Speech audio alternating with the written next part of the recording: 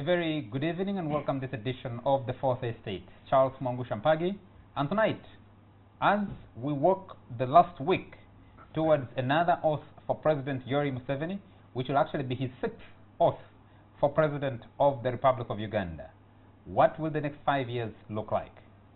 Cabinet met last week, its last meeting for this term, and President Yoweri Museveni bid farewell and congratulated his colleagues he has been working with over the last 5 years and in preparation for a new cabinet.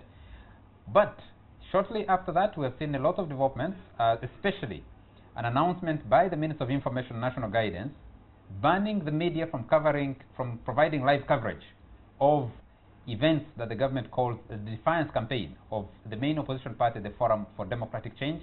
That following closely after an order by Constitutional Court Judge, and also he is the Deputy Chief Justice, Stephen Kavuma, who announced a ban on demonstrations, processions organized by Dr. Kizza Besigye and the Forum for Democratic Change. This transition, what will it mean for the next 5 years of President Yoweri Museveni? To discuss that with us tonight, let me start with Moses Byarhanga. Moses is the Senior Presidential Advisor on Political Affairs. I think that's a very wrong title for you, Moses. Because I think you do things for the president, you don't just advise him. Either way. Yes, an advisor. That's the title. That's the title. Yeah. Very nice to have you, Moses. Senior hatchet man. Thank you. Yeah, Onapito knows those things. He's been there. He's been in those places before, so he knows. Let me introduce Dr. Maria Nasali Lukwago. She's a lecturer at the Makerere School of Law, and also you head the International Governance Alliance. Very nice to have you, Doctor. We have Ivan Okuda. Ivan is a student at the Makerere University Law School, but he's also a journalist working with the Daily Monitor. Very nice to have you. Thank you, Charles. Profoundly humbled. Good evening, Uganda. Of late, has been having headlines. He has been making headlines or having headlines. And Onapito Ekomolite. Onapito Ekomolite has done everything. He's part of this show. He's done everything. He's been a writer, editor, publisher of a newspaper, and lecturer of journalism or mass communication. And now he's Corporate Affairs Director of Nairobi Breweries, SABMILA. Very nice to have you, Ona. Good evening, Charles. Good evening, viewers. Let me start with you, Ona. You've worked with the president. You've been in Parliament. How do you start? You've reported. You've reported about politics. When the term of President Yoweri Museveni is coming to an end, and you see the kind of developments that are emerging or are marking the end of this last 5 years of President Yoweri Museveni, but for him specifically, which is much more grander, the last 30 years of President Yoweri Museveni coming to an end, and you have a ban on the media by the government, you have a ban on demonstrations, you have a ban on processions, you have a ban on prayers. What does that mean for the next 5 years? Well, Charles, I think we are, as a country, are paying a price for what you would call uncivil politics on both sides of the political divide. Ordinarily, after an election, there should be a winner, there should be a loser, the loser should be congratulating the winner should be magnanimous, and I mean, life goes on. Unfortunately, our politics or our elections have come to be characterized by really having no loser. So I think the president's position is in some respects understandable. You have been declared a winner by the lawful institutions, the Electoral Commission, the Supreme Court, but somehow your opponents just don't want to let it be. So you can almost understand that he sort of gets naturally irritated, you know, that when will this nonsense end?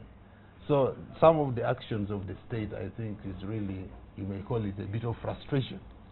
And so I think it really asks the opposition as well, is this how the politics should be? If you go into a contest, somehow there must be a stage for everything. If you say that it's an election and it's not a war, then something must give in. Of course, you can appreciate the opposition's accusations. They think the situation was untransparent, elections were rigged. So at the end of the day, it's really that we are not civil enough as a society, as a country, to really conduct the kind of Western democracy.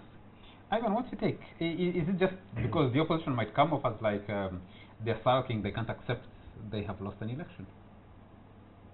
I think it goes to the very heart of the nature of our politics.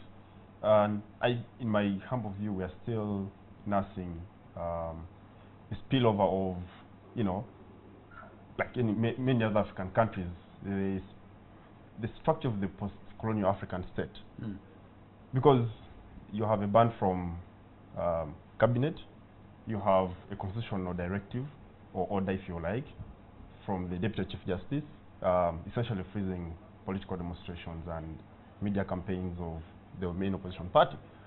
And the build-up of all these things essentially speaks to the use of the law as an instrument of repression. This is what we saw in colonial Uganda. As early as 1910, we had ordinances such as the Witchcraft Ordinance. You had in 1911, 1912, ordinances such as Collective Punishment Ordinance in Chigezi. And the colonial administration then essentially using the law to trim dissent on the part of Ugandans that rose up against colonialism. That carried over, and when we had Milton Obote, when we had Idi Amin, now you have Mr. Museveni here.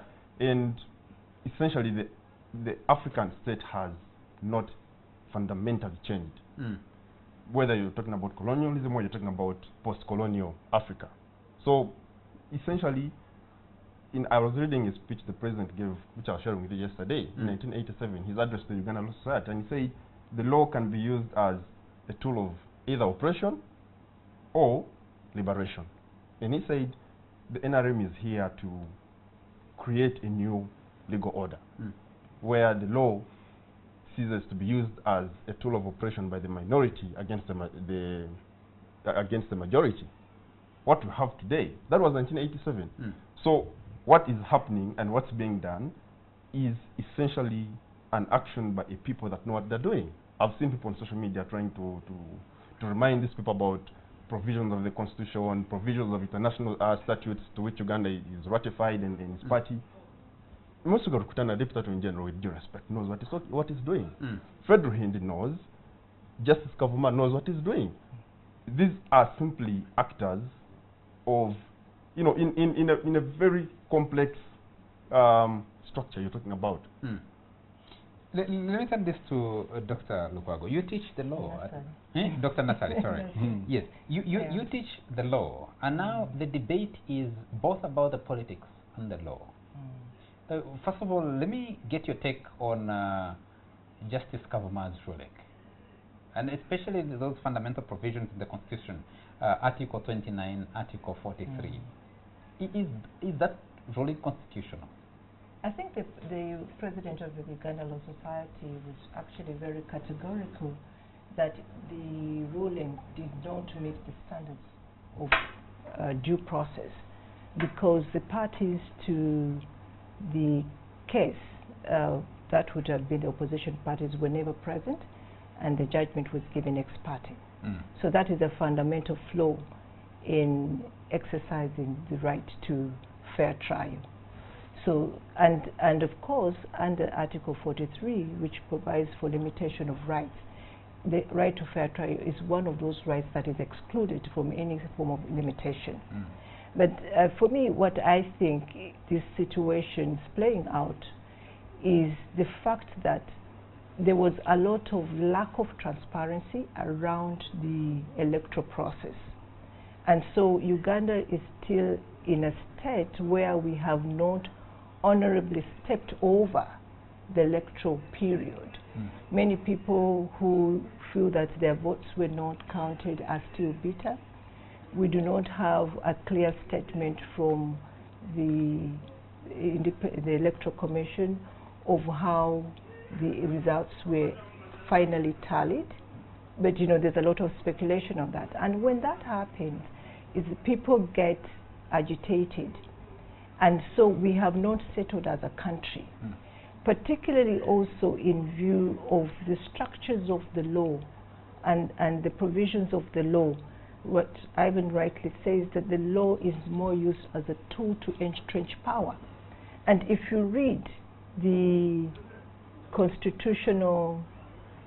presidential petition, the last statement of the Supreme Court is that it urges the Parliament and the Executive to ensure that the rules of competition, electoral competition, actually meet the standards of a democratic state. So because of those underlying factors that yield a candidate that is elected under the law, yes, but that the law is undemocratic and needs reform, is at the core.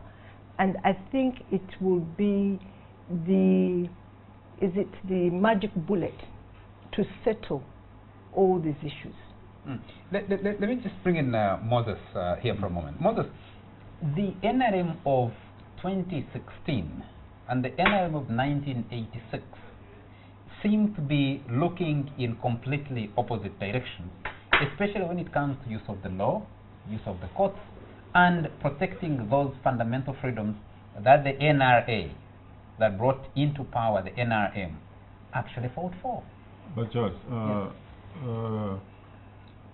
if you recall, during the swearing in 2011, I think that was the time when Dr. Besigye was coming from Nairobi, and then there was a lot of chaos and commotion on Entebbe Road.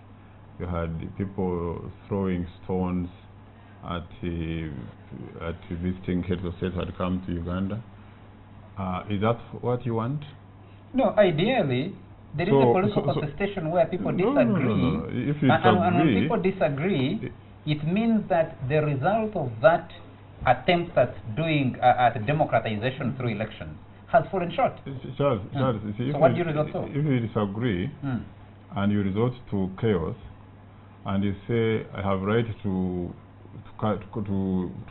perform or organize chaos, obviously the state will come in, protect the citizens who are not part of that chaos.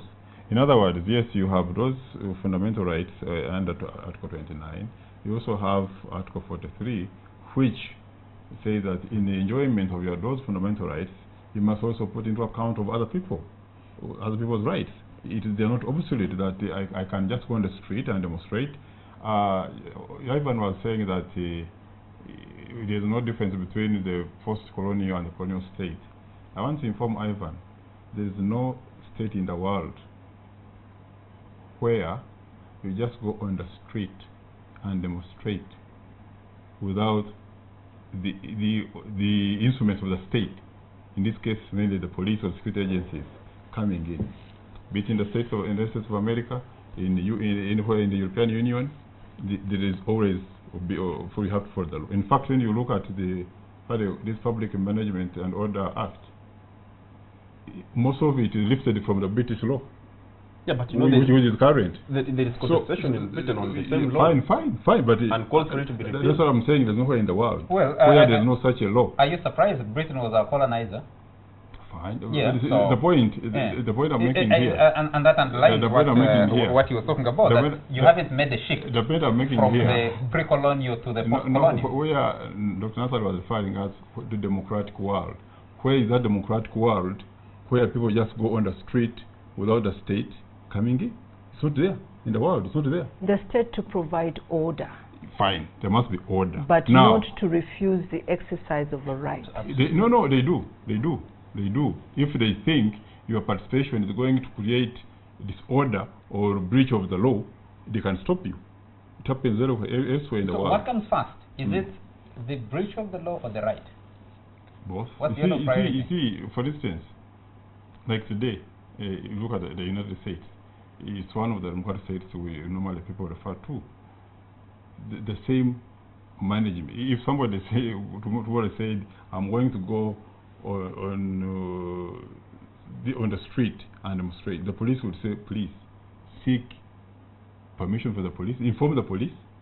Here we even talk of just informing the police, but there they seek for permission. But Moses, you have seek for permission from the police. Now, if you don't, the police will stop you. No, does that make it right? Well, I was saying, is there any state in the world where you just say, I don't agree with what came out from the elections, so tomorrow you people will go on the street and demonstrate. And then they say, okay, those are your rights. Dr. Nassari those are your rights. Go and enjoy them. Dr. Nassari will help us with the legal question. Yeah. Let me go back to the political question. Yeah. The NRM of 1986, Yeah. the NRA NRM of 1981, and the NRM of today. Yeah. Are they the same? Would you say? Yeah, they're the same. They're pursuing the same goals. Honor. Well, are they the same? Actually, they are the same, Yeah, not necessarily in terms of goals, but in terms of approach to solving political difference, which is that it has to be militarily resolved. I think President Museveni in 1980 concluded that it's nice to listen to all this debate, but at the end of the day, might is right. So when NRA went to the bush and executed the People's War, as they described it, and succeeded, I don't think the methods of making sure, first of all, NRM believes it has the correct line, and it must be defended militarily. So I don't know why people keep on. This is naked this is naked political game. I mean, basically, he knows it very well. And I think what makes it very hard for him, and what I think irritates President Museveni, he considers basically a mutiny, because it was part of the NRM. So the display of those fighter jets over the I was skies not of there, so Kampala. I don't want to allege anything. I was out of the country. It's reading from the same script that this talk about creating a democratic state, creating spaces for debate, for civil disagreement. Civil debate, civil disagreement has receded. No, it's good just to bring in what you are calling it civil disagreement. I can disagree with you, there's no doubt about it. Civil. But if my disagreement with you means that I should slap you, then it ceases to be civil. So the disagreement with the message is not civil. The way he's pursuing it. If he says no, I contest this. For instance, Amam Babazi, his disagreement with what came out of the Electoral Commission was civil. He went to court, and the court made a ruling. Since the ruling, he has not said, I'm going on the street to object to what came out of court. So he has acted civil. But he is saying, no, I don't even listen to what court say. I agree with what court came out with. After he was blocked from going to court. He wasn't blocked from going to court. In any case, he had visitors from the Uganda police at his house. I don't think the position of Vesi would have been any different from what Mbabazi came up with. In any case, he was free to join Mbabazi's petition. That's speculation. I don't think so. You're speculating. What I'm saying, as I said, I don't think his petition would have been any different. But that notwithstanding, you see, to go, even why was he restrained from leaving his house? Because of the same uncivil manner of disagreement. He was saying, I want to move with 1 million people to electoral commission to pick my results. But before that... Wait, no. That's when the police came in. Said, no, you can't be allowed to do so. Because we were at the National Talent Center when the Electoral Commission announced results, and the candidates, representatives of candidates received those results. I was there personally. But his were not there. Now, for me, he says, I want to match the Electoral Commission. You just send your lawyer or somebody going to appeal them. What you're trying to resolve is there is the legal question, Dr. Nassari. There is the legal question. Why did we put some of these things in the Constitution? Why did we try to entrench some provisions? I mean, entrench some of those rights under Article 43. I think 43(2)(c), 43(2)(c), which non-derogation, which talks about non-derogation, and what you see today, but also the aspirations that guided the making of the 1995 Constitution, the aspirations that guided the 10-point program of the National Resistance Movement, and now when President Museveni stands at Kololo on Thursday to take that oath, where you have all this political contestation, where does the law fit in? Where does the politics? Where does the law end or start, and where does politics start and end? Well, I believe that for every problem, it will have a legal dimension, a political dimension, a social dimension, and perhaps an economic dimension or even a cultural dimension.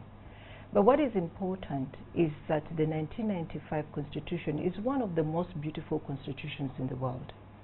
If you even begin with Article 1, that the power belongs to the people, and that the leadership shall succumb to the will of the people. That is a fundamental principle. We have the Bill of Rights in the Constitution. We have the 3 arms of government in the Constitution. We also recognize that the media and civil society would have a role to play as a check and balance. The problem is that we do not respect the Constitution. And that's where the problem then becomes political. For example, what is hindering the reform of the electoral laws? It's a political question. Because Parliament has, the NRM has the majority of parliamentarians, and therefore they will make the laws that entrench themselves into power. And the lack of goodwill would be reflected in the President's first statement when he said the problem with Africa was tasing. Now, once you have the primary objective of ensuring that the political, that you win politically and entrench yourself politically, then you're likely to witness the derogation of the weakening of the institution. Question before we take a break. Isn't making a decision to go to a judge to seek an order, and also the fact that the Supreme Court, the Electoral Commission have declared you the winner, that you're actually working with the people, you have the people on your side? What if someone urgent says, I have the people, I won the election, the court pronounced me the winner, and even to take away these rights, I have gone through the right channels to go to court? I think legally, the legal question was settled, that the president was elected under the law, according to the Supreme Court. Now we are dealing with the aftermath of the political question.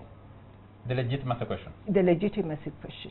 Okay. Because we do not have a freely independent electoral commission. That is part of the gist of the problem. We have excessive presidential powers. That's the gist of the problem. Okay. So unless, like the Supreme Court said, unless we have, it urged the executive and the parliament to ensure that they reform the law. Unless you reform the law, but see, let me finish the argument. Unless you reform the law, you're likely to get this agitation that the law, that the election was technically done, but did not meet the standards of a democratic state. Moses, hold your thought. We need to take a quick commercial break, and when we come back, we'll attempt to answer the question: why and how did we get here, when every successive election is supposed to be moving the country, smoothing the journey towards proper democratization? What has gone wrong with the politics? What has gone wrong with the law that keeps this failing? And of course, we'll also be discussing the question of the media, the ban on the media. How does that fit in, really? After a short commercial break, we'll be right back. You're still watching the Fourth Estate, and on Thursday, May the 12th, President Yoweri Museveni will take his 6th oath as President of Uganda. He took the first oath on 29th January 1986. He had just walked out of the bush, so he wasn't elected for that one. He took his second oath in 1996 after the first elections, took his third oath in 2001, his fourth in 2006, his fifth in 2011, and his sixth will be on Thursday. A record 30 years in power now. He'll be starting the journey to a phenomenal 35 years in power. But he had said before that the problem of Africa is leaders who stay in power for so long. Unelected. I tried to ask him that question. He never qualified that. He never qualified that. I tried to ask him that question, I think in 2005, and he said, no. The problem is the people not having the power to determine who their leader is. That was just after we had, there had been a constitutional amendment that they removed term limits. We can discuss that separately. And Nteje Asimwe is listening to us, and he's watching us rather. And he sent a message and said, Chigundo announced Museveni the winner. The Supreme Court pronounced itself. What should Museveni do? Step down for Besigye because he doesn't agree? Ivan, what should Museveni do? Step down because Besigye doesn't agree with him? Well, first, Moses tries to downplay the fact that there was an attempt by Dr. Kizza Besigye to file a petition at the Supreme Court, which was frustrated for reasons best known to those that frustrated him. And essentially that, of course, did not heal the wounds of the opposition. There are still members of the Forum for Democratic Change who remain in unmarked detention centers. There are still members of the FDC who still live under great fear. And again, that did not help the process of healing the grievances of those who felt aggrieved by the election. Not even the petition by the Right Honorable Mama Mbabazi did solve that. And mark you, we are coming from, we are coming from a very frosty background of a people that do not even have faith in the Electoral Commission. Yes, Moses might cite the increment in the voter turnout up about 67%. Yeah, 67%. But that, of course, you are the one citing it. Yes, that of course, in how the election was handled or mishandled, and how the public responded in the subsequent election at the local government level, essentially again goes to make the point that people were not satisfied with the outcome of the election. Not even a pronouncement of the Supreme Court is able to heal that dissatisfaction.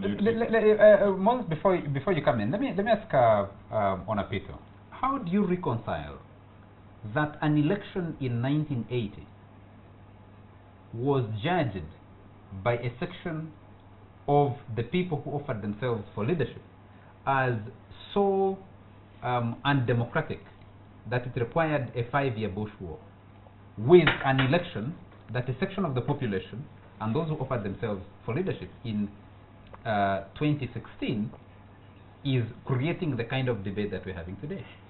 First of all, the dilemma is that part of the people who disputed the election in 1980 are the ones who are disputing the election in 2016. Because Besigye says he was with President Museveni disputing the 1980 election. They went together to challenge it in the bush. Now they have disagreed on so many other elections. But for me, look, I've always argued, Charles, that one of the biggest problems that our elections or politics is about there's a bit of desperation on both sides. Really, power is a do-or-die matter. And losing is everything. So people who are in the state are so determined to hold on to power. And those who are outside are just trying everything to get into power. And it really begs the question, are we pursuing the right politics? I mean, I think there's too much winner take it all in our politics, whereby being in opposition is sort of criminal, is demonized, you lose everything, and you really can almost appreciate Dr. Besigye's frustration. I mean, you have nothing to lose anymore. Returning home the other day, and she was being blocked from accessing her home. That's what I'm saying. Private property. And she said, I just can't believe I think part of the reform, whatever reform can ever be done in this country, is to say, even if the opposition leader, or whatever you want to call them, is not necessarily a minister, there must be some element of saying this is a government way. But of course it starts with the people in the opposition also how they behave, recognizing the winner. But when they recognize the winner, they should not then be humiliated and you must cross, you must do what. People's political positions must be respected, and they should feel that they are also honored even if you lose. But on a bit, yes. You have been even in that parliament. I think the opposition people, today we have a leader of opposition in parliament, and they are respected. They are given due respect at any function in terms of even facilitation. That happens. But to answer Charles' question, that in 1980 people disputed the election, and now some people and thought it was so bad that it warranted a war. The difference today is, I've asked this question to many people. In 1980, the population, forget about even the electoral commission, population would go and would say, in our place here, Onapito won. but they announced Ivan. That happened in 1980 in many constituencies. Today, I've asked people and say, where you voted, Charles or Ona or Dr. Nassali, whom did they announce that even at the polling station as having won? Is there a difference between that person who was announced as having won that polling station and the results which the National Electoral Commission has put on the website? So the 118 electoral petitions arising out of parliamentary campaigns. That's part of democracy. There's the presidential election was subjected to a constitutional, a Supreme Court petition. Still. As happened in 2006, as happened in 2001. Still without that petition. Meaning, there is a dispute about the result that was declared. That one, as I told you, was resolved by the Supreme Court. But the point I'm raising from the public, I haven't had a district say, for instance, Kibale district is where the President Museveni got the highest number of votes in the district. In the country? In the country, of 176,000. Followed by Wakiso, he just Wakiso. Followed by Kampala. But nobody is disputing it to say that announcement of 176,000 in Kibale was wrong. It should have been 140. But similarly, that's the difference between today and 1980. Yes, because nobody has come out to say, nobody has come out to say that at this polling station in our district, the results they announced are different from what we saw. Can I ask a question, Mothers? Yeah. I think for me, as we're discussing, we are concentrating on Dr. Besigye and Mr. Museveni. But I think elections are bigger than the 2 candidates, or the 5 candidates, or the 8 candidates. Elections are about giving the people the power to choose and also to continue living dignified and peaceful lives. Agreed. Do you feel that in the current context that we are in, all Ugandans will be able to heal and move forward as a country? We need a national dialogue to say, how did we get to this? How do we stop this? How do we improve? Because you said that we are improving, but there is a dissatisfaction in the level of improvement. So as Ugandans who have a vested interest in the future of the country, so that we don't get torn, so we don't waste a lot of money on tear gas, so that we all develop collectively, how do we move forward as a country? We as the voters. In the villages. More right to that question. Moses, if you permit. Why do we find that the election of 1996 ended without a lot of dispute and the people were able to move on? Why do we find that the election of 2001 ended in a Supreme Court petition that was resolved and the result more or less accepted? Second, the election of 2006 also allowed people to move on. What is different?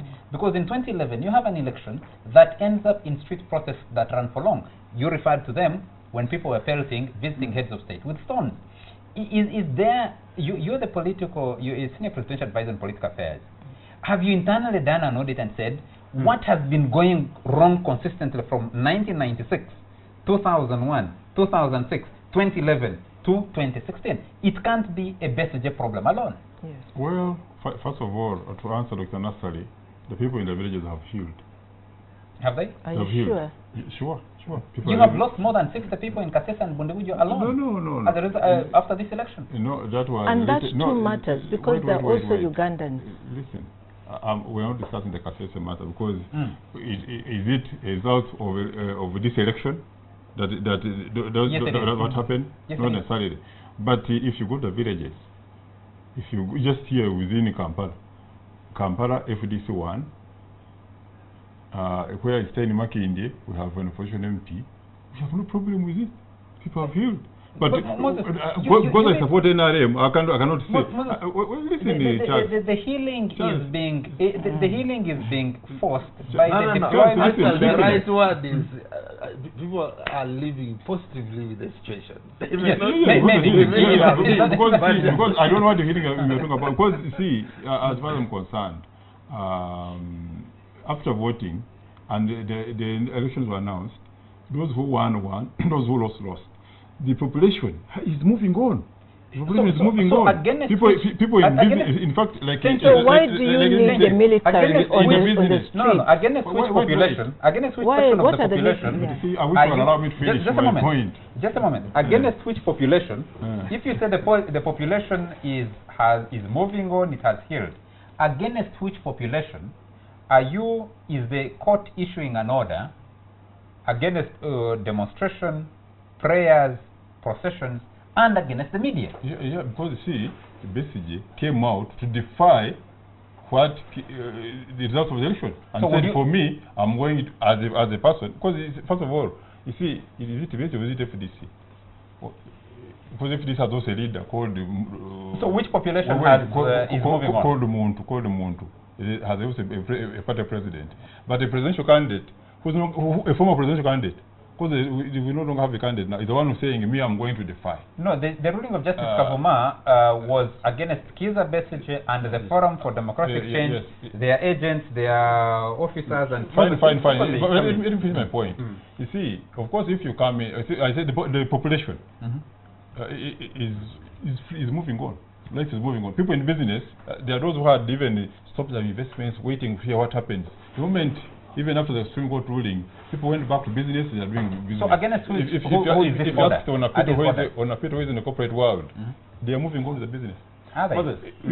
Probably before election, they could have had some here and there, wait a minute, give it 2 weeks and see. But after that, people are moving on. If you went to a bank before that and wanted to get a loan, maybe people will hesitate. But now things are moving. Now, of course, if Mr. comes out and say, I'm going to go on the streets of Kampala, the state must come in to keep law and order. That's why the Attorney General went to court.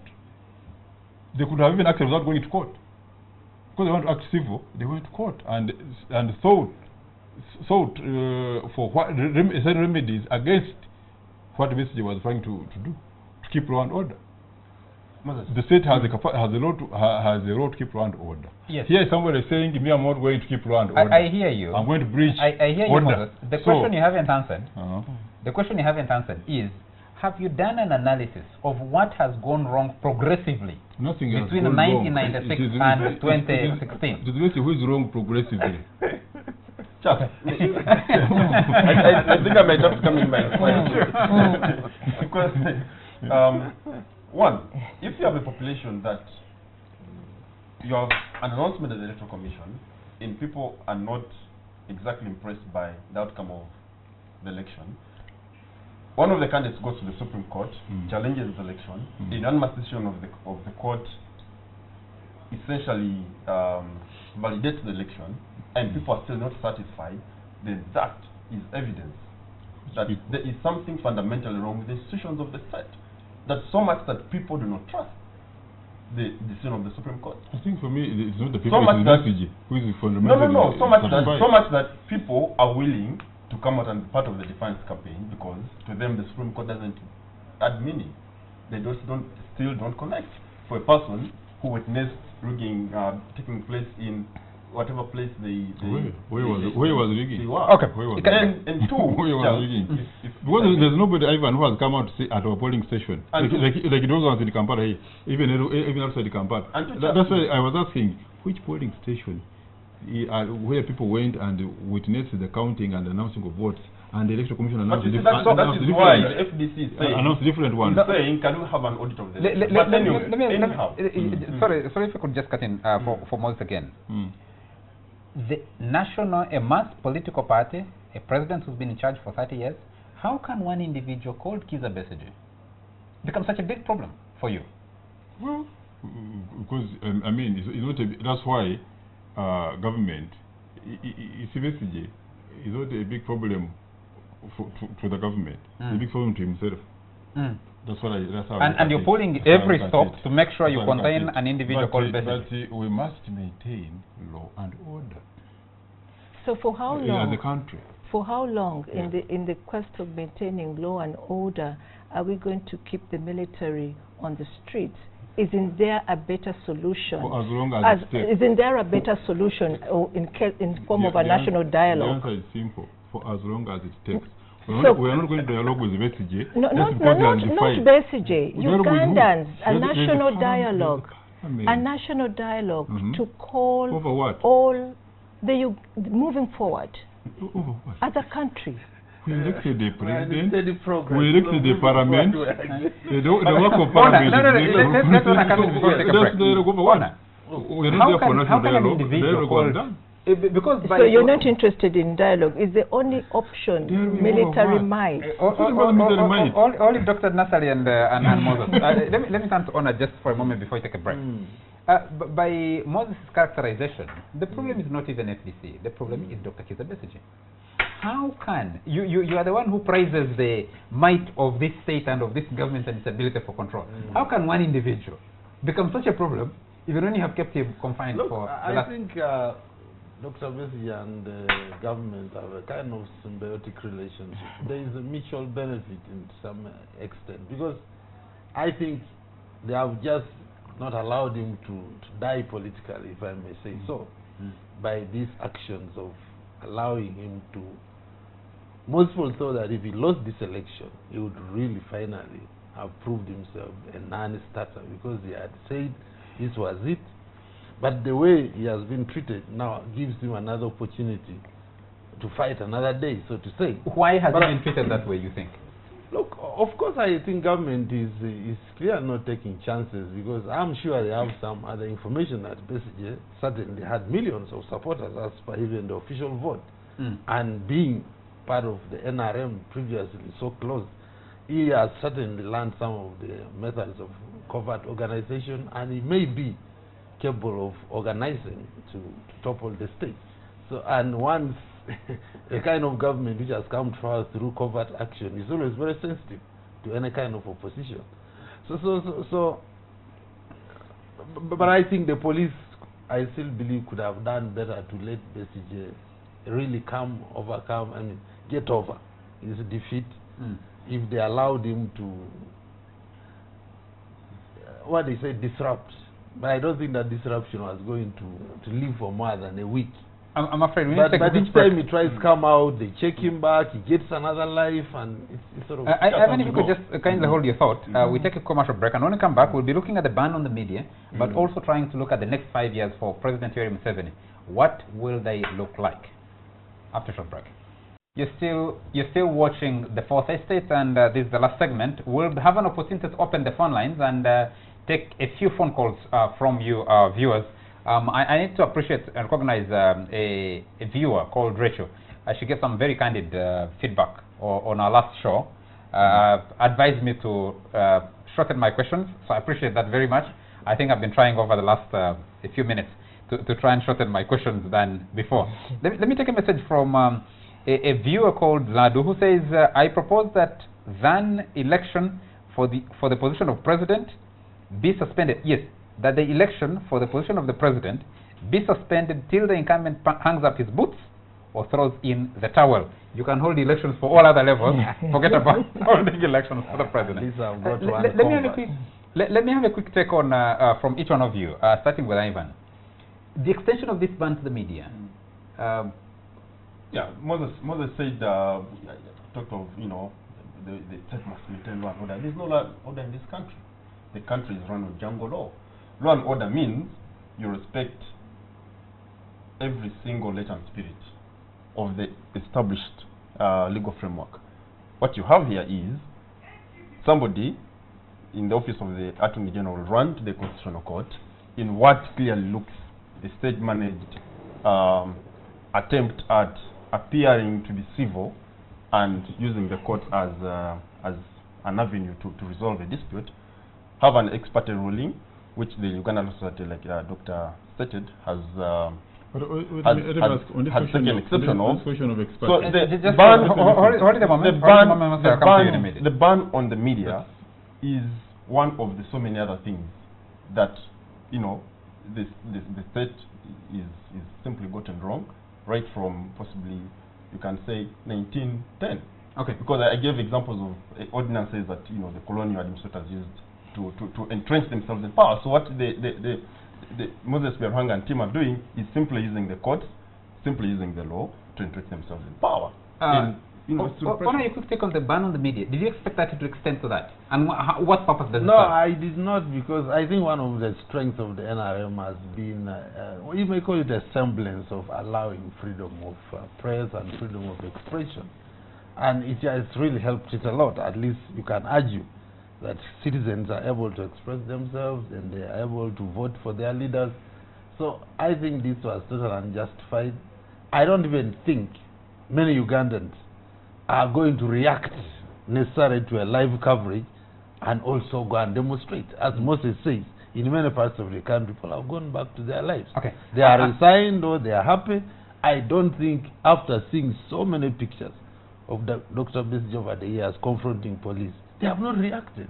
Okay. So I don't see anything new that live coverage would incite people supposedly. Maybe it's bad for international PR, that people say the country is not settled, and investors, tourists, but there could be other ways. But a ban to to the Western world and investors actually might send a worse signal than seeing images. Yeah, so either way, let me pick a couple of calls and then I will come to Dr. Nasali and to Moses. Hello? Hello, your name and where you're calling from? Keep your question or comment brief. Yeah, I'm calling from Bale. Yes, Bernard. I would like to make a few comments. Sure, go ahead. The first comment is about, I would like to inform Mr. Byaruhanga that people, we are still dissatisfied.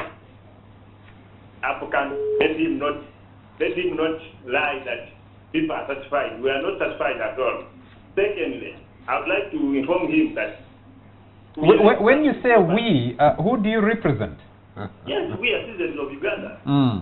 Yes, we are satisfied. Yes. And secondly, I would like to inform him, Mr. Olanya lost at night during the day of elections. Olanya lost, but in the morning we heard that he had passed. So he has to know that there are some people who lose, but in the morning they say they have gone through. Thank you. Thank you very much. Can we pick another caller? Hello?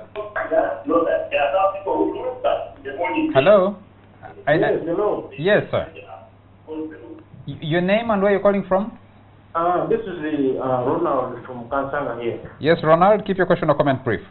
No, I humbly disagree with Dr. Nasari and Ivan.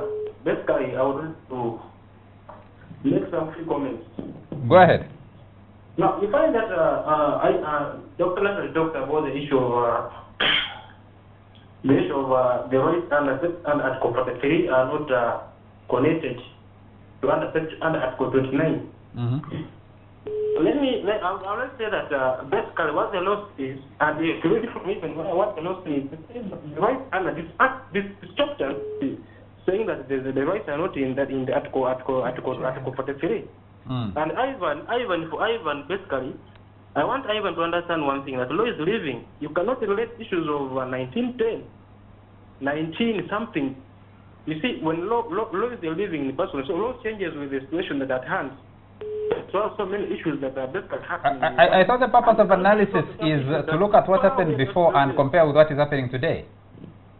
Sorry, what drawing parallels and similarities is the function of analysis, isn't it? Let me just finish. Sure. I think I'll answer. Give me a chance to first complete my comments. Then I think I'll have to answer some questions for you. Dr. Nasari talked about the Constitutional Court making some recommendations that shall be mandated for the law to be reformed. But I want to inform that in the ruling of the Constitutional Court, they didn't say that it shall. They basically made the recommendations, and the Constitutional, the Supreme Court is not even in the power to, for instance, change any, for instance, enact any law to, for instance, overthrow any act of the Parliament. I would just say that maybe, and in any case, the Supreme Court didn't refer this issue to the Constitutional Court for interpretation. If it was so, then we would say it mandated. It just simply recommended that such things should be done, and this is now the power of Parliament. Okay. Not the Supreme Court. It has even has power over that. Thank now, you. You see. Yes. Okay. Thank you. Thank you very much, Ronald. Let me pick one more caller, and then I'll come back to the studio. Hello. Hello. Hello. Yes, sir. Your name and where you're calling from? Keep your question or comment brief. Kalanzi from Ontinda. The name again? I don't agree that the legal question has been settled because of the so much intimidation within Uganda. Even those judges are under intimidation. For example, aside on Rubabo's case, it was the higher court said he erred by taking the decision alone, whereas they should be him. He had repeated the same thing. You cannot say that we have got a legal case. The law, the judicial has generated into a tool of justice and passion. And we don't, if they can instigate the CJ, how about the judges? So the legal, and the CJ is asking, we want an audit, an international audit. And why should they be given a chance? It is the second best participant. So it's not that if it's dissatisfied, why should they be given a chance? So this is another question. And we should not think that mighty is right, because there is always a spillover. When they started, they laughed at you.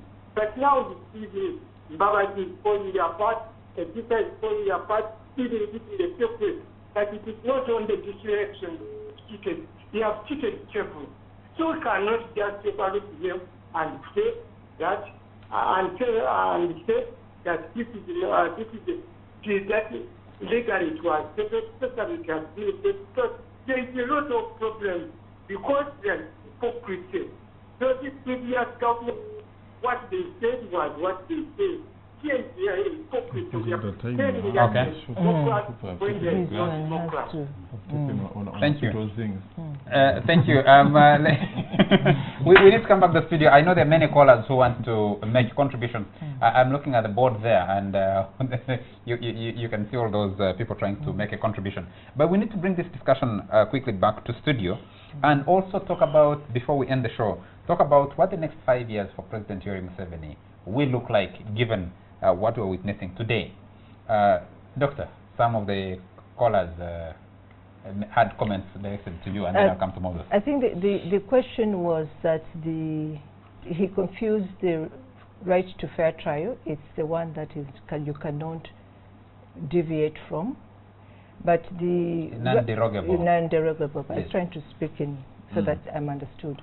But the right to freedom of expression, I think it is more than just the media. If the media is gagged and you are not able to get two sides of the coin, then it affects the public as well. So it is a right that is enjoyed by the media, but also a right that is a collective right that is to be enjoyed by each of us, so that we get two sides of the story. And in safeguarding the rights of the media, it is also important that even those views that shock or disturb the government are heard, so that people have an objective assessment of the facts on the ground. The other question that it can only be limited where it is reasonable, where it is ingrained in law, and where it is proportionate. But the banning of coverage of the opposition actually amounts to banning of the right itself, the right to expression. Charles, I wanted to comment on this. First of all, I think we have had situations both here and other places where the media can be used to cause havoc or to be as a catalyst.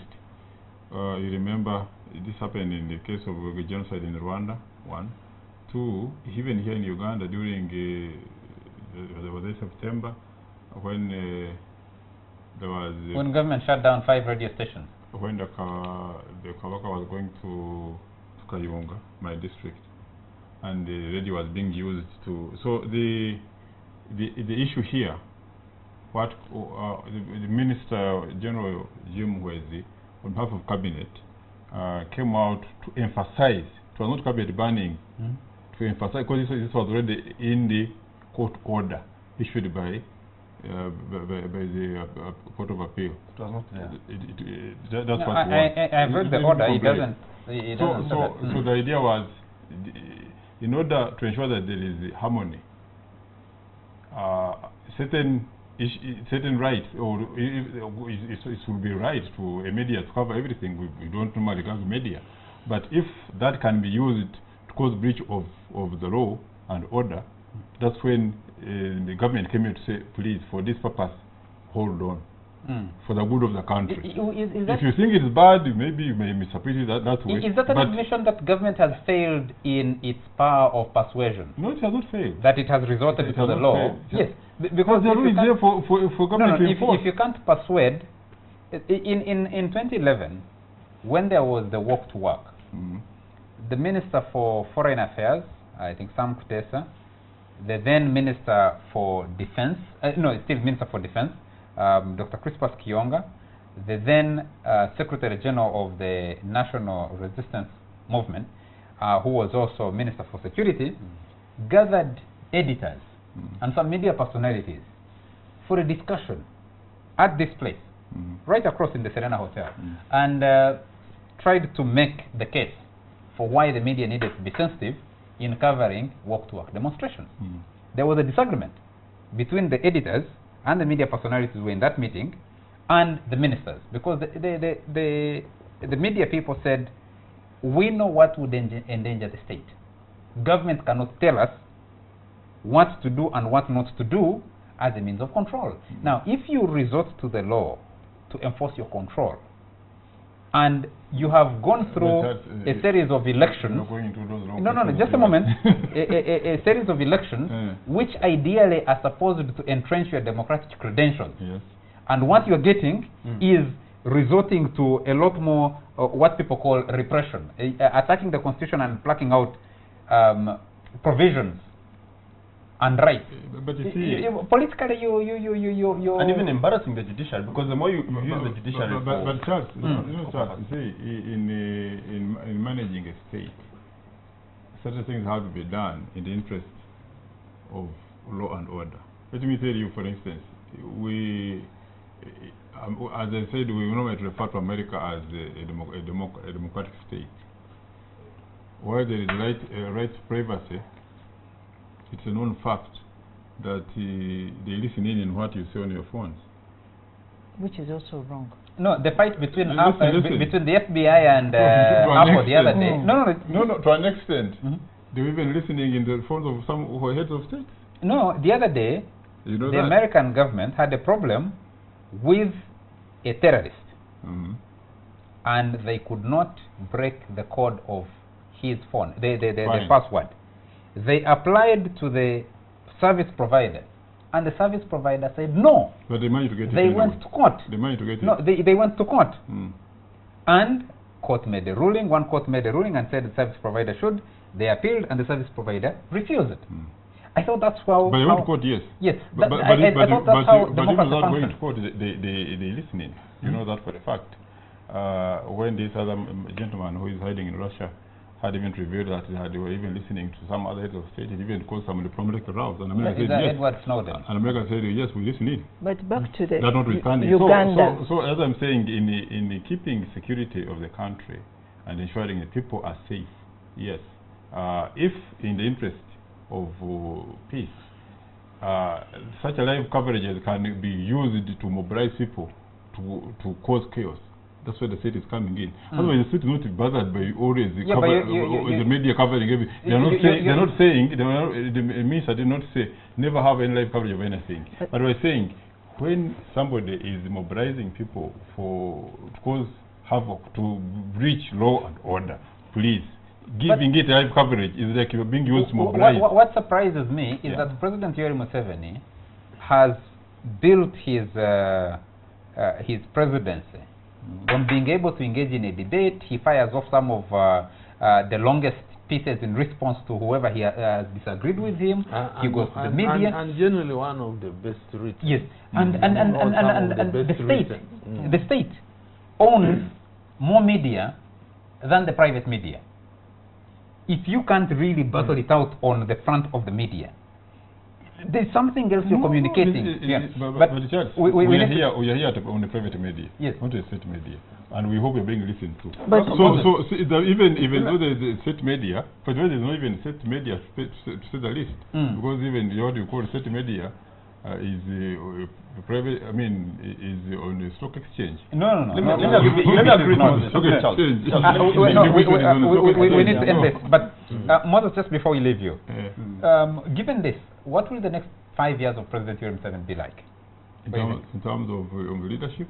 Yes, in terms of leadership, in terms of being able to hold the state and the country together. We have a manifesto to implement to ensure there is a better service delivery for the country.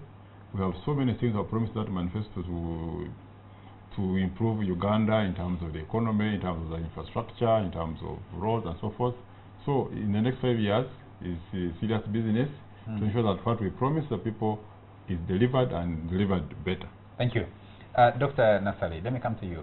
What's your projection in the next 5 years? What would that look like? And also you can comment about specifically the extension of the ban to the media. I think we have a Supreme Court decision that deals with media rights. The Charles Onyango Bo, Justice Mulenga was actually categorical that any restriction of a right should not violate the right itself, should not stop the right itself. So I think what we would urge the government to respect the law because it puts the law in place, other than simply using the law as a tool. Okay. Judith Ankunda has a message for you and says that I should inform you that you shouldn't misguide the public. There was no derogation of the right to fair trial because no trial has taken place as yet. This is a temporary order. But even there was this question of ex parte. Ivan talked about it, and Nassali. Ex parte is legal, not illegal. Here a case is parte and have a ruling is parte is not illegal, unless I'm sure. Yeah, but I'm sure they try to serve the other side, and maybe they refuse you have an opportunity. Because if there is evidence that they refuse the service, the judge will go on hearing a case but we're being without evidence. Context specific. Just hold it, Ivan, for a minute. Yes, I needed Dr. Nassali to respond to Julius Ankunda and also explain this ex parte thing and where the disagreement is. The thing is that for each process for each legal process, each step of a legal process, it must meet the international benchmarks. And one of the most critical international benchmark is the equality of arms, that you give equal opportunity to both sides. That is the cardinal standard of fair trial. Okay. And it applies to each process of a trial. But there are specific practice guidelines, I think, which were supplied. They are not part of the law, but they are requiring that. I think lawyers were ambushing litigants were ambushing their opponents by applying for ex parte judgments, and the Ugandan judiciary particularly has been fighting to lessen falling back to ex parte judgments, isn't it? Yes, and particularly because it is a matter of publication. It is not a trivial matter. So it is very important that justice is seen to be done. And the Uganda Law Society President's statement is very clear on that. I'll see if we have a little bit more time. I'll read out what the Uganda Law Society President... Ivan, you can come in on... just before you come in, let me take this from one of our viewers who says, all those actions are due to the guilt of rigging by Museveni and team. They are suffering from the Bible... they are suffering from. The Bible makes it clear their time is soon.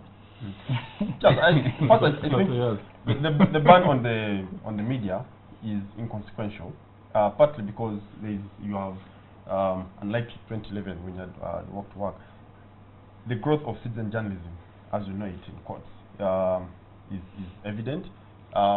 People now resort to Facebook, people resort to Twitter, WhatsApp, and all these other things. But you know that on 18th February, WhatsApp, Twitter, mobile money and again, thanks to advancement in technology, people are still able to beat the system.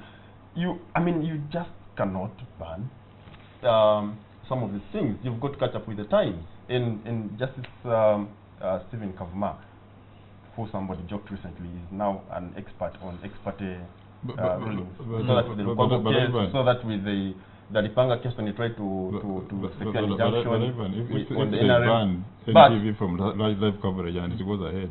And even then, you cannot. I mean, if you say you're going to freeze demonstrations and by extension the Defiance campaign, you cannot ban Defiance, because the NRM, for example, has since 1980 been working on Defiance. There was a court on resistance, but also Defiance. There was a court system here in 1980. They contested the election, went to the bush. That was Defiance. They got power in 1986, and from 1986 up to now, it's been in Defiance mode of the very laws that they come up with, including the 1995 Constitution. They've defied the latent spirit of the same Constitution. They've defied the latent spirit of all international statutes that guarantee civil liberties and rights. Like which one? They've defied all political rights and civil liberties, and internationally recognized, and that they've ratified. Which ones are you mentioned them. They don't even have the moral authority. They don't even have the moral authority to be speaking in the kind of harshness about Defiance. Okay. What do you think the next 5 years will look like for President Yoweri Museveni? I think the next 5 years is going to be successful at a personal level. I don't see Dr. Kizza Besigye, the Forum for Democratic Change, and the Great Opposition, and all the disgruntled Ugandans having the capacity to upstage him, having the capacity to do what we had in North Africa. Possibly, miraculously, that may happen. But successful at a personal level, and successful for Moses and team at the level of being able to retain power, not essentially through consensus and building and having national conversation, but essentially using repression as a means to entrench power. And of course, that will come at a very big cost for the citizen. You're going to have more investment in security. You're going to have more investment in quelling demonstrations and suppression more every other day of basic rights and Ona, what's your projection for the next 5 years for President Yoweri Museveni and the NRM? I'll pick from Moses NRM's commitment to implement its manifesto. I think President Museveni has already hinted at a leaner, efficient government if the media reports are to be believed. I fear that he may not realize that, depending on what his political agenda beyond 2021 is. If he wants to run again, then he's unlikely to change the methods of work which have worked for him, which is basically have a big political house, accommodate as many people as possible, and that means making compromises with even people who might not be delivering the way government should be doing. So if the president, this is it for him, he can actually make a difference and do a Magufuli, as it has been alleged. Difference in 5 years. Yeah, he can make a difference even in 1 year. But if he has plans for 2021, I'm sure his hands will again be tied. You serve very closely with him. What do you think? Museveni, we campaign for you. Now we have to be in. Moses will have to help to expand the RDCs. You work closely with him. What do you think? Do you think he was because everybody's talking about electoral reform, and one of the major issues about electoral reform is whether age limit will survive. I don't see any reason why the president should not or will not run in 2021. Yeah. Should not or will not? Both. we need to be bringing this to an end, but there are still many people trying to reach us. Can we pick a couple of calls before we... Yes, let's pick a couple of calls quickly before we end this show. Hello? Hello? Hello? Yes, your name and where you're calling from? My name is Lawrence Segula. I'm calling from Lira. Yes, keep your question or comment brief. Yes. Hello? Yes, we can hear you. Keep your question or comment brief. My name is Lawrence Segole, and I am calling from Lira. Go ahead. Yes. On the point of the rights of the media, as you are discussing right there, You are saying the rights of the media practitioners should not be infringed upon. But in most cases, the media helped Besigye on his Defiance campaign to move on. You encourage him. But do you care about the rights of other Ugandans whose rights would also be framed during this Defiance campaign? Because people have to do business. People have to move. But when does that include the right not to watch live coverage? You'll find that the rights of other Ugandans are not respected at all. So if you advocate for your rights, why don't you first advocate for the rights of the majority Ugandans who do not march on the streets with Besigye? Okay. And then secondly, I do not want to agree with Mr. Onapito when he the police should just sit back and look on as Besigye does his thing. Because of the same reason, has he thought about the rest of Ugandans whose rights must also be, respected and their property? Thank you, Lawrence. I think Dr. Besigye is watching this show, so he has taken your comment directly. But on the right of the media, I think the responsibility of the media is not to stop reporting about Besigye's defiance, but rather to also tell the story of the business community that feels that their rights are being affected.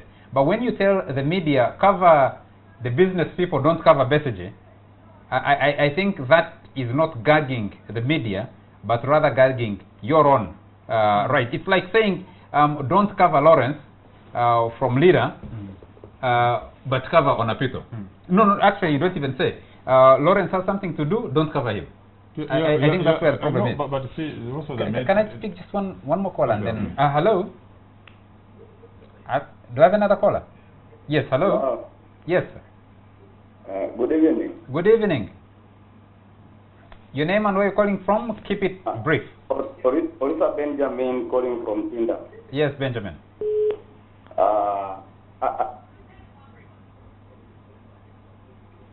Yes, Benjamin? I just want to comment on the ban of media. Go ahead. Covering the opposition activities. Go ahead. I want to say that, yes, it's banned on covering the opposition activities, of which me personally, I need to get the ideas from both parties, opposition and the ruling government, the ruling party. Now, the other side is being banned off from covering, and one side is being given the opportunity to be covered. Now, as the media, we could also sit and say, okay, let's not cover even the government programs in this country. Because now it's the same. If you ban the other side, let this side also not be covered, so that it is 50-50. Because I want to benefit from both the other side and this side, so that I realize what has gone wrong with the other side and what has gone good on this other side. Thank you. Thank you very much, Benjamin. And that will be our last caller. We need to bring this to an end. Moses, you've been itching to say something, and then I'll come to Dr. Nasali. I want to say something. You see, first of all, Ivan, the way he's describing, and please, Ivan, take note. Notice that in any democracy, and Uganda is moving in the right direction in democratization process. People have been talking about, you hear people talk about reforms. We have reformed the electoral process. If you consider the electoral process in 1980 and today, and even in 94 when we first had the first Constituent Assembly election. Yes, there has been a lot of reforms which have improved. In fact, for me now, what is required is improving the IT system, so that like if I cast my vote, it comes to the media, something like that. Otherwise, this question of who sits at Nambole, but you wouldn't let the media relay live results. It's not a big problem. We can even discuss that. The most important form of the electoral commission is confidence from the public. Let me finish, Ivan. But when Ivan talks about that, it's as if Uganda is progressing. I think Uganda is progressing. There are people who read it like that. Ivan may not be alone. If you there pick could from be the some, callers, there could be some, yes. there could be some, but surely, yes, even in the many good things, when one gets 80%, we say has passed, according to Dr. Nassali's student, but the 20% have been lost. So if Ivan is one of the 20%, but it's our duty to bring them on board to see to see the things the way we see them. Yes, you might have some skepticism, but I think on the larger scale, the NRM government has done so much to improve governance in this country, and we continue doing so for the good of the country. The question, so will the next 5 years be easy for you given the political situation? Because when you invest in security, you take away resources from development projects. You see, no country takes investment in security seriously. The world over, all countries invest in security, take investment in security seriously. Yeah, we invest in regime security. That's the difference. No, security. Our biggest investment, as you know, is in infrastructure, not necessarily in security. But definitely, the scales have been shifting. But definitely, our investment, biggest investment in the infrastructure, there's no doubt about it. But definitely, we take investment in security seriously. Okay, thank you. Our time is out. We need to get out of here. You have the last word, Dr. Nassali. I would reiterate the last statement of the Supreme Court. It urged Parliament and the executive to take seriously its responsibility of reforming the electoral rules. Thank you. That, for me, will guarantee us sustainable development. Thank you very much. I have been waiting to listen to the Editors Guild, if we have something like that. I've been waiting to listen to the Uganda Media Owners Association speak out against this attack on the media by Minister Jim Muhwezi, which I think is one area that the media, as a practitioner now, we should defy. Because to tell us this you can cover and the other you can't cover, and I'm waiting, I'm very sure that on Thursday, no, actually on Wednesday or Tuesday, Engineer Geoffrey Mutabazi will issue an order, a directive, to all TV stations to pick a signal from UBC to cover live the swearing-in ceremony. That is a contradiction, Moses, surely. If we are making progress in our democratization process, that we shouldn't be moving one step forward and 2 steps backward. Yeah, but as I said, the ban is in the security and the peace of the country. That is in the thinking. That is in the thinking of Minister Jim Muhwezi and Inspector General Police Kale Kaihura. I think it's wrong thinking. This is my opinion. I think it's wrong thinking. I think they are regressing the gains that have been made over the years, and that actually doesn't deal with the problem. Well, the government has enough channels. It pays enough people. If it's unconstitutional, you go and appeal to court. You go appeal to court. But I also think that don't defy it. No, don't defy it. You go to court. There's nothing to appeal, Moses. There's nothing to appeal. I think if the government of Uganda, if the government of President Yoweri Museveni, first of all, there was the ruling of the Justice Government. There's a Supreme Court decision. If the government has made the ban and you think it is illegal, you can still go to court. No, I think there's no such directive. A government that is so heavy on administration. No, even without it, you can go to court. You can take government to court. Can we in the show? A government that is so heavy with employs so many people who can't speak for it and defend it when it is perceived to be under attack, resorts to closing spaces for debate. No, I think they should rehire on a piece of. It's hard to sell bad vegetables in the market. Our time is out. We need to get out of here. Thank you very much. On a piece of commerce. Thank you very much, Ivan Okuda. Thank you very much, Dr. Maria Nassali, and thank you very much, Moses Biaranga, for making time for the show. Thank you very much to you all our viewers for joining us tonight, especially those of you who gave us feedback and each one who listened, watched the show and listened in. Thank you very much to our production crew, the team that stays up late to make sure this show comes to you. From me, have a good night.